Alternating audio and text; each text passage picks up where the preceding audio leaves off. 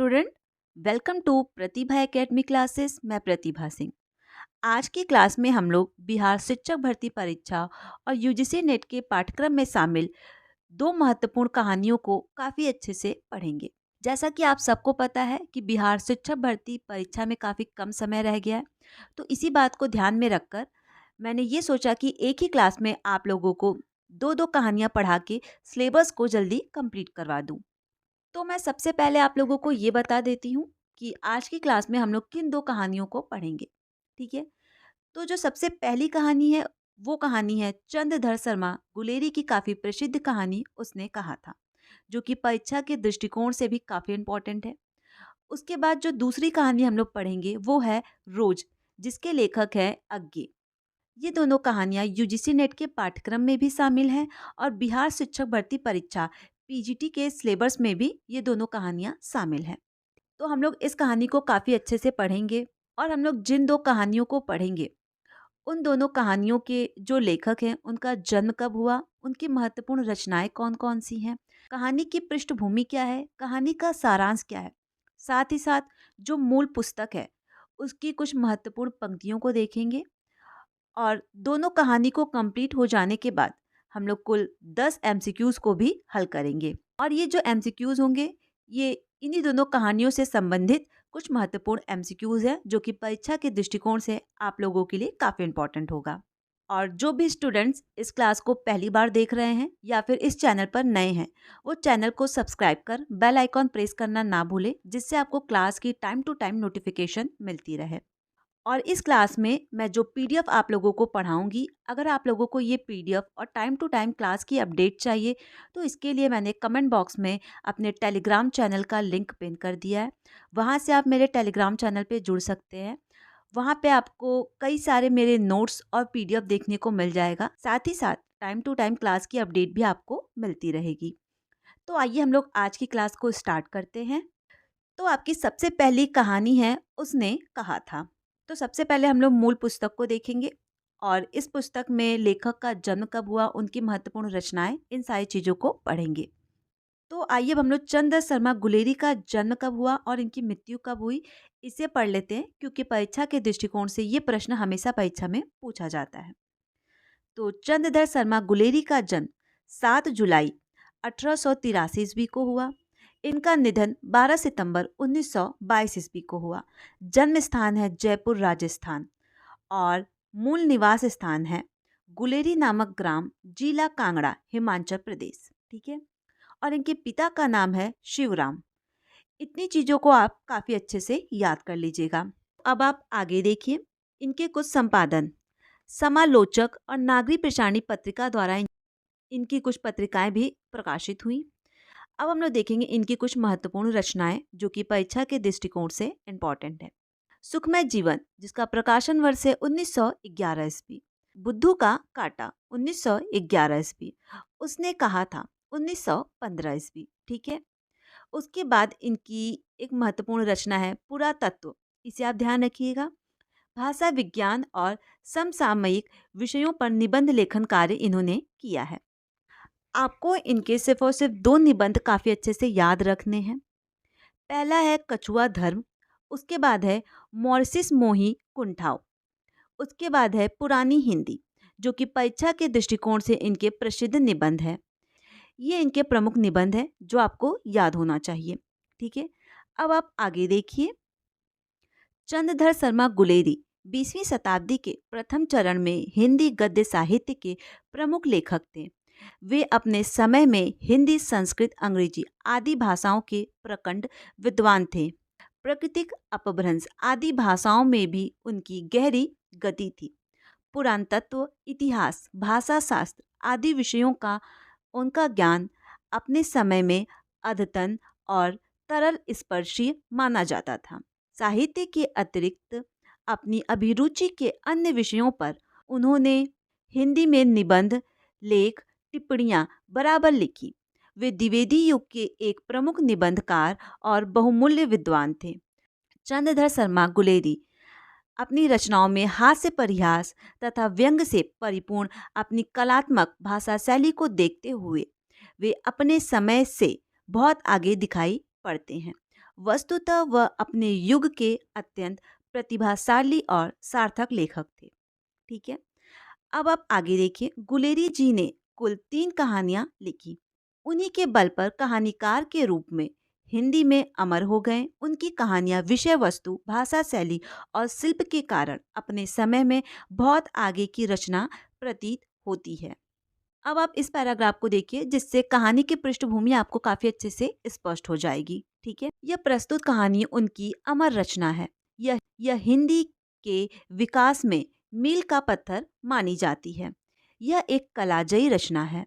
अब आप इस पंक्ति को स्पेशली याद रखिएगा। प्रसिद्ध फिल्मकार विमल राय ने इस कहानी पर फिल्म बनाई थी और इनके अन्य नाट्य रूपांतर हो चुके हैं। शुद्ध प्रेम की आध्यात्मिक अनुभूति और उसकी स्वाभाविक उत्सर्गमय अभिव्यक्ति इस कहानी का कथ्य है। कहानी अमृतसर के भीड़ भरे बाजार से प्रारंभ होती है, जहां पर 12 वर्ष का लड़का, कितने वर्ष का? 12 वर्ष का लड़का लहना सिंह, आपको नाम याद होना चाहिए, 8 वर्ष की एक लड़की को टांगे के नीचे आने से बचाता है। लड़का लड़की को यह पूछते हुए छेड़ता है, तेरी कुड़माई यानी मंगनी हो गई है। तभी लड़की धत कहकर भाग जाती है। एक दिन वह धत कहकर भागने की बजाय कहती है, हाँ कल हो गई। देखते नहीं यह रेशम के फूलों वाला सालू। लहना सिंह हतप्रभ रह जाता है। इसके बाद लहना सिंह से भेंट प्रथम विश्व युद्ध के मोर्चे पर होती है। वह याद करता है कि छुट्टियों के बाद घर से लामा पर जाते समय वह सूबेदार हजारा सिंह के घर गया था। वहां सूबेदारनी ने उसे एकांत में बुलाकर कहा था कि मेरे पति और बेटे बोधा का ख्याल रखना। जो ये सूबेदारनी थी, ये बचपन में अमृतसर में मिली हुई वही लड़की थी। लहना सिंह सूबेदारनी के प्यार की उस किरण को दुनिया से बचाकर अपने हृदय में सजोए रहा और युद्ध में अपने प्राणों की बलिदान देकर वह हजारा सिंह और बोधा की रक्षा की।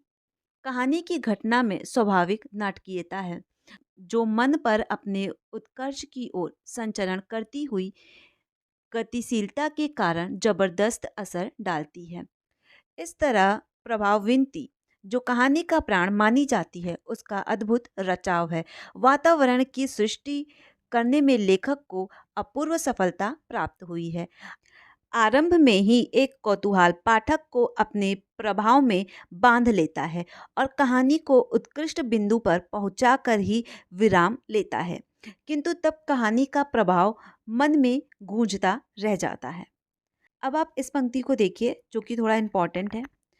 आचार्य रामचंद्र शुक्ल का ये कथन है, उसने कहा था, अपने पक्के यथार्थवाद के बीच सुरुचि की चरम मर्यादा के भीतर भावुकता का चरम उत्कर्ष अत्यंत निपुणता के साथ सुपुटित है।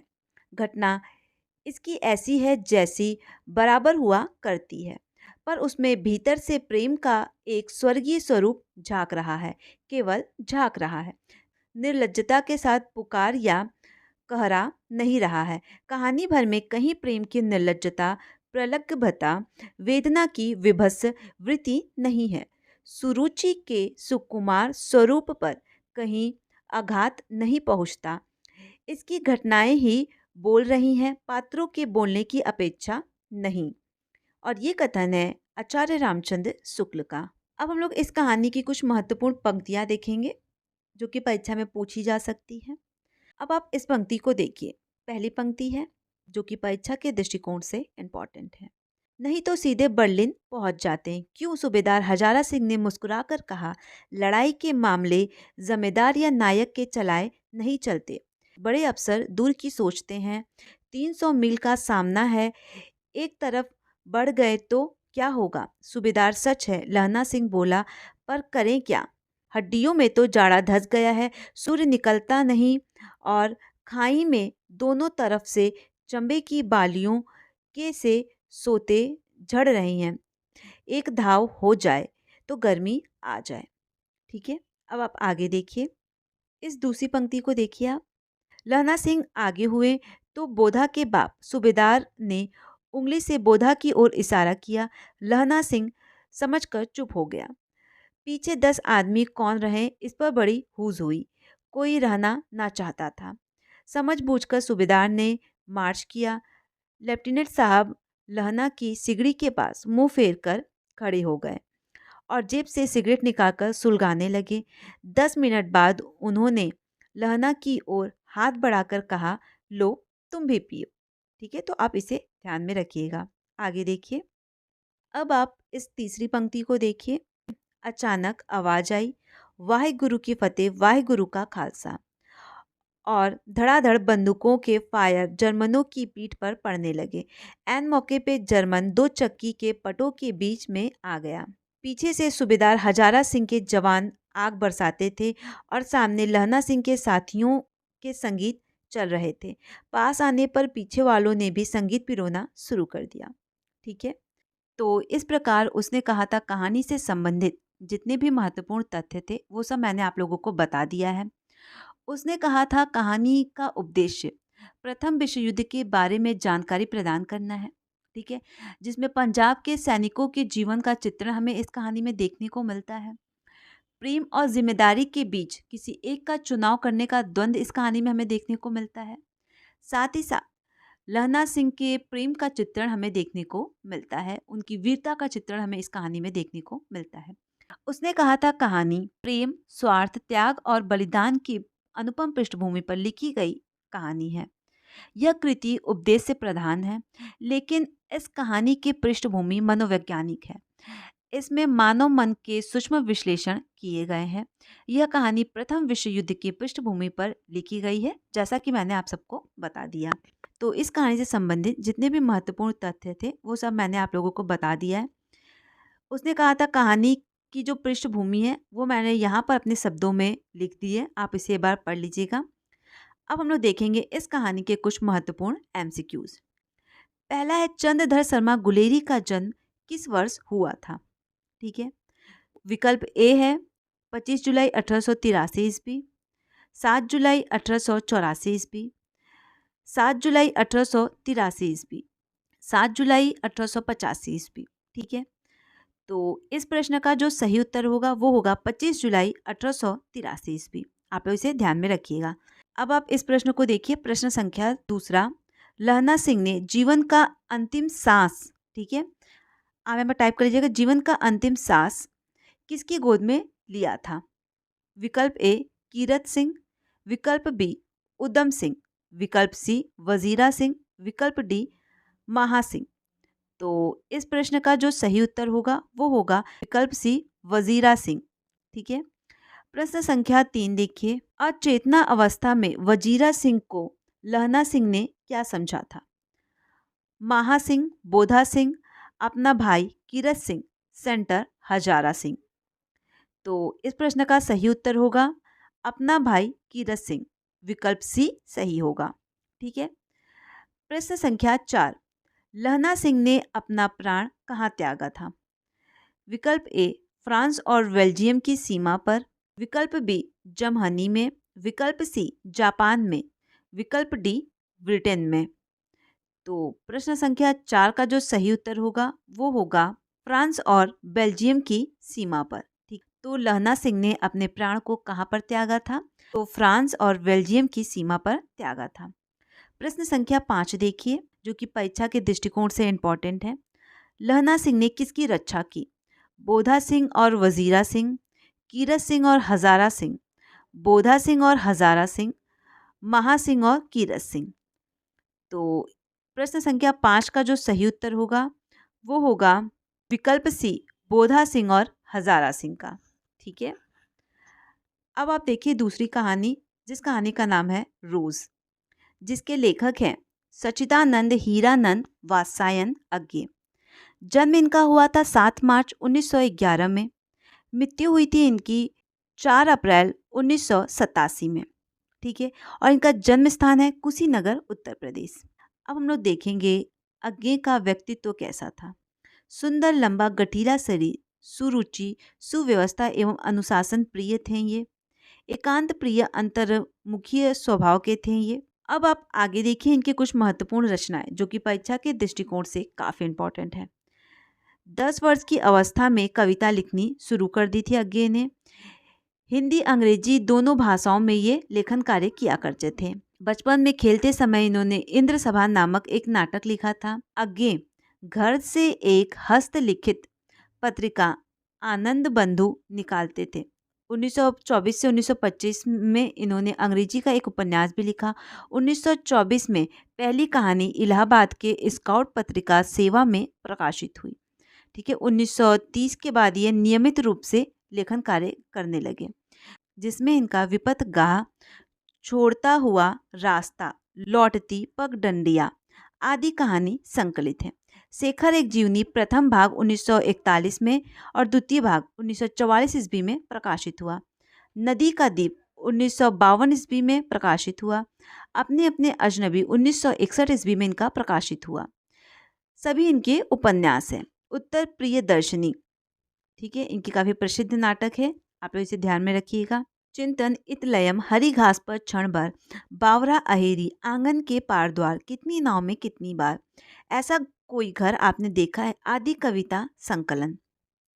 अरे यायवर रहेगा याद, एक बूंद साहस को उछली 1961 ईस्वी, जो कि इनका यात्रा साहित्य है। उसके बाद है इनके निबंध संग्रह त्रिशंकु आत्मनेपद। ये दोनों आपको हमेशा याद रखना है क्योंकि कई बार परीक्षाओं में पूछा जाता है। और जो अज्ञे ने तार सप्तक का प्रकाशन किया, पहला, दूसरा, तीसरा और चौथा का, कब किया, उसके अंतर्गत कितने कवि शामिल हैं, ये सारी चीज़ें आपको अच्छे से याद होनी चाहिए।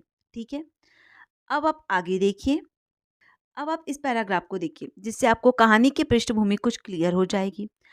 अज्ञे द्वारा गैग्रीन शीर्षक से 1934 में लिखी गई यह कहानी प्रस्तुत है।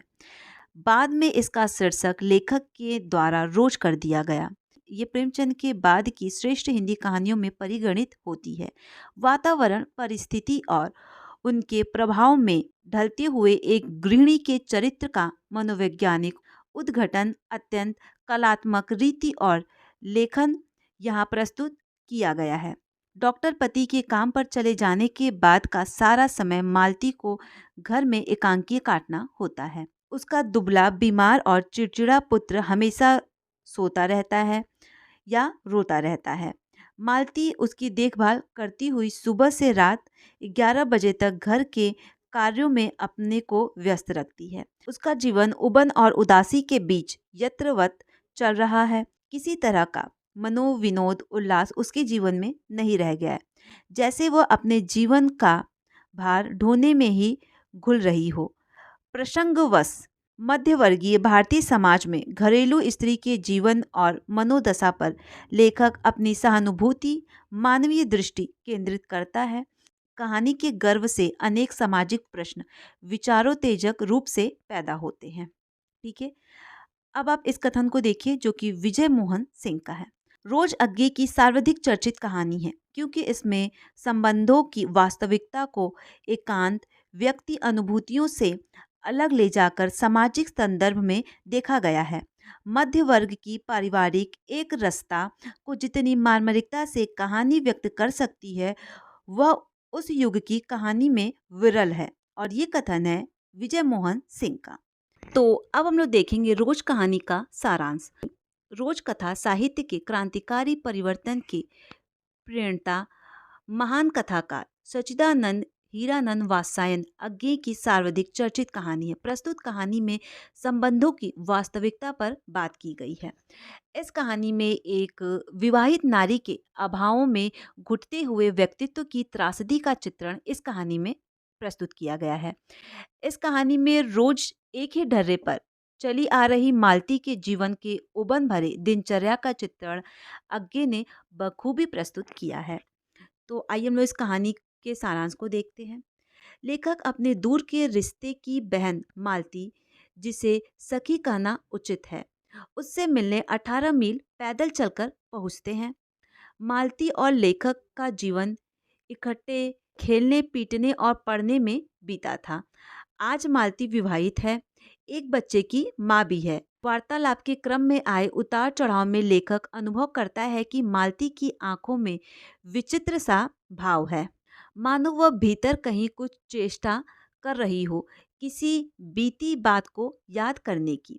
किसी बिखरे हुए वायुमंडल को पुनः जगाकर गतिमान करने की, किसी टूटे हुए व्यवहार तंतु के पुनर्जीवित करने की। मालती रोज कोलू के बैल की तरह व्यस्त रहती है। आगे देखिए, पूरा दिन काम करना, बच्चों की देखभाल करना, पति का इंतजार करना, इतने में ही मानो उसका जीवन सिमट सा गया हो। वातावरण, परिस्थिति और उसके प्रभाव में ढलते हुए एक गृहिणी के चरित्र का मनोवैज्ञानिक उद्घाटन अत्यंत कलात्मक रीति से लेखक यहाँ प्रस्तुत करते हैं। डॉक्टर पति के काम पर चले जाने के बाद का सारा समय मालती को घर में अकेले काटना होता है। उसका दुबला, बीमार और चिड़चिड़ा पुत्र हमेशा सोता रहता है या फिर हमेशा रोता रहता है। मालती उसकी देखभाल करती हुई सुबह से रात 11 बजे तक घर के कार्यों में अपने आप को व्यस्त रखती है। उसका जीवन उबन और उदासी के बीच यत्रवत चल रहा है। किसी तरह के मनोविनोद, उल्लास उसके जीवन में नहीं रह गया है, जैसे कि वो अपने जीवन के भार ढोने में ही घुल रही हो। तो इस प्रकार इस कहानी में लेखक ने मध्यवर्गीय भारतीय समाज में घरेलू स्त्रियों के जीवन और मनोदशा पर सहानुभूतिपूर्ण मानवीय दृष्टि केंद्रित करते हैं।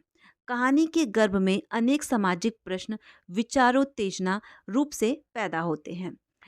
इस कहानी की पृष्ठभूमि एक ऐसी स्त्री के इर्द गिर्द घूमती है जो कि विवाह से पूर्व तो काफ़ी चंचल स्वभाव की रहती है, परंतु जैसे ही उसका विवाह होता है वो अपने काम को एक यांत्रिक तरीके से करना प्रारंभ कर देती है, जिसमें वो दिन भर अपने बच्चे का लालन पालन करती है, रात में पति का इंतज़ार करती है और इसी ढर्रे पर उसका जीवन लगातार चला आ रहा है, जिससे कि उसके जीवन में जो चंचलता थी, जो रोचकता थी, वो सब कुछ समाप्त हो चुकी है। और जब लेखक उससे पहली बार मिलता है तो उसे इस बात का एहसास होता है कि जब वो अब मालती के साथ पहले बात करता था, तब उसके स्वभाव में जो चंचलता थी वो पूर्ण रूप से अब की मालती में समाप्त हो चुका है। ठीक है, अब हम लोग देखेंगे इस कहानी की कुछ महत्वपूर्ण पंक्तियाँ। अब आप इस पंक्ति को देखिए और ये पहली पंक्ति है। ठीक है, क्योंकि यूजीसी नेट की परीक्षाओं और परीक्षाओं के बदलते पैटर्न में किसी भी कहानी उपन्यास की महत्वपूर्ण पंक्तियों से कई सारे प्रश्न पूछे जाते हैं। इसी वजह से मैं कहानी का सारांश और महत्वपूर्ण रचनाएं ये बताते हुए ही साथ में जो भी महत्वपूर्ण पंक्तियां होती हैं वो भी मैं बता देती हूँ। तो अब आप इस पंक्ति को देखिए और ये इस कहानी की पहली पंक्ति है। मेरी आहट सुनते ही मालती बाहर निकली। मुझे देखकर, पहचान कर उसकी मुरझाई हुई मुख मुद्रा तनिक से मीठे विस्मय से जगी सी और फिर पूर्वतः हो गई। उसने कहा, आ जाओ, और बिना उत्तर की प्रतीक्षा किए भीतर की ओर चली। मैं भी उसके पीछे हो लिया। ठीक है, तो इसे आप ध्यान में रखिएगा। आगे देखिए, अब आप इस पंक्ति को देखिए। मैं आज कई 4 वर्ष बाद उसे देखने आया हूँ। जब मैंने उसे इससे पूर्व देखा था तब वह लड़की ही थी। अब वह विवाहित है, एक बच्चे की माँ भी है। इससे कई परिवर्तन उसमें आया होगा, और यदि आया होगा तो क्या, यह मैंने अभी तक सोचा नहीं था। किंतु अब उसकी पीठ की ओर देखता हुआ मैं सोच रहा था, यह कैसी छाया है इस घर पर छाई हुई, और विशेषता मालती पर। अब आप इस तीसरी पंक्ति को देखिए और ये पंक्ति यूजीसी नेट की परीक्षा में पूछा जा चुका है। ठीक है, मालती कुछ नहीं पढ़ती थी। उसके माता पिता तंग थे। एक दिन उसके पिता ने उसे एक पुस्तक लाकर दी और कहा कि इसके 20 पेज रोज पढ़ा करो। हफ्ते भर बाद मैं देखूं कि इसे समाप्त कर चुकी हो, और नहीं तो मार मार कर चमड़ी उधेड़ दूंगा। मालती ने चुपचाप किताब ले ली, पर क्या उसने पढ़ी? वह नित्य ही उसके 10 पन्ने 20 पेज फाड़ कर फेंक देती है। अपने खेलने में किसी भांति का फर्क ना पड़ने देती। जब 8वें दिन उसके पिता ने पूछा, किताब समाप्त कर ली? तो उत्तर दिया, हाँ कर ली। पिता ने कहा, लाओ मैं प्रश्न पूछूंगा, तो चुप खड़ी रही। पिता ने फिर कहा तो उदंत स्वर में बोली, किताब मैंने फाड़ कर फेंक दी, मैं नहीं पढ़ूंगी। उस समय वह बहुत पीटी, पर वह अलग बात है।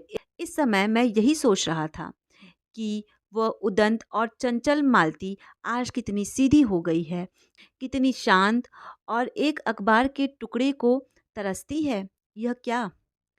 तो इस पंक्ति को आप थोड़ा ध्यान में रखिएगा। आगे देखिए। तो इस प्रकार जितनी भी महत्वपूर्ण पंक्तियाँ थी वो सब मैंने आप लोगों को पढ़ा दिया है। अब हम लोग देखेंगे रोज कहानी से संबंधित कुल 5 प्रश्नोत्तरी। ठीक है? तो पहला प्रश्न है, निम्नलिखित में से किस कहानी में गैग्रीन रोग का उल्लेख किया गया है? तो विकल्प ए उसने कहा था, विकल्प बी रोज, विकल्प सी तिरिच, विकल्प डी बैलों का टुकड़ा। तो प्रश्न संख्या 1 का जो सही उत्तर होगा वो होगा विकल्प बी, रोज कहानी में गैग्रीन रोग का चित्रण किया गया है। आगे देखिए, मालती किस कहानी की पात्र है? तो आप सबको पता है कि मालती रोज कहानी यानी गैग्रीन कहानी की मुख्य पात्र है। आगे देखिए, रोज कहानी में किसने पूछा था कि तुम कुछ पढ़ती लिखती नहीं हो? विकल्प ए लेखक ने, विकल्प बी पति ने, विकल्प सी भाई ने, विकल्प डी चाचा ने। तो प्रश्न संख्या 3 का सही उत्तर होगा विकल्प ए लेखक ने। प्रश्न संख्या 4 देखिए, लेखक की मालती से कितने वर्षों बाद मुलाकात हुई थी? विकल्प ए 2 वर्षों बाद, विकल्प बी 4 वर्षों बाद, विकल्प सी 5 वर्षों बाद, विकल्प डी 8 वर्षों बाद। तो प्रश्न संख्या 4 का सही उत्तर होगा 4 वर्षों बाद। अब आप देखिए प्रश्न संख्या 5 जो कि इस क्लास का अंतिम प्रश्नोत्तरी है। मालती के पति किस बीमारी का ऑपरेशन करके आए थे? विकल्प ए पथरी, विकल्प बी कैंसर, विकल्प सी गैग्रीन, विकल्प डी इनमें से कोई नहीं। तो प्रश्न संख्या 5वें का सही उत्तर होगा गैग्रीन रोग का इलाज करके मालती के पति आए थे। ठीक है? तो इस प्रकार बिहार शिक्षक भर्ती के पाठ्यक्रम में जो 2 कहानियाँ शामिल थी उसे मैंने काफ़ी अच्छे से पढ़ा दिया है। और ये क्लास आप लोगों को कैसा लगा आप लोग कमेंट करके मुझे ज़रूर बताइएगा। और मेरी पूरी कोशिश रहेगी कि मैं जल्द से जल्द आप लोगों के सिलेबस में जितनी भी रचनाएं लगी हुई हैं उसे पढ़ा दूं।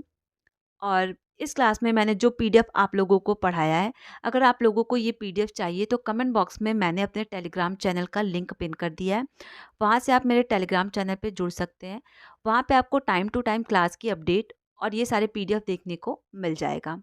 और जो भी स्टूडेंट्स इस क्लास को पहली बार देख रहे हैं, आप इस क्लास को शेयर करना और चैनल को सब्सक्राइब कर बेल आइकॉन प्रेस करना ना भूलें, जिससे आपको टाइम टू टाइम क्लास की अपडेट मिलती रहे।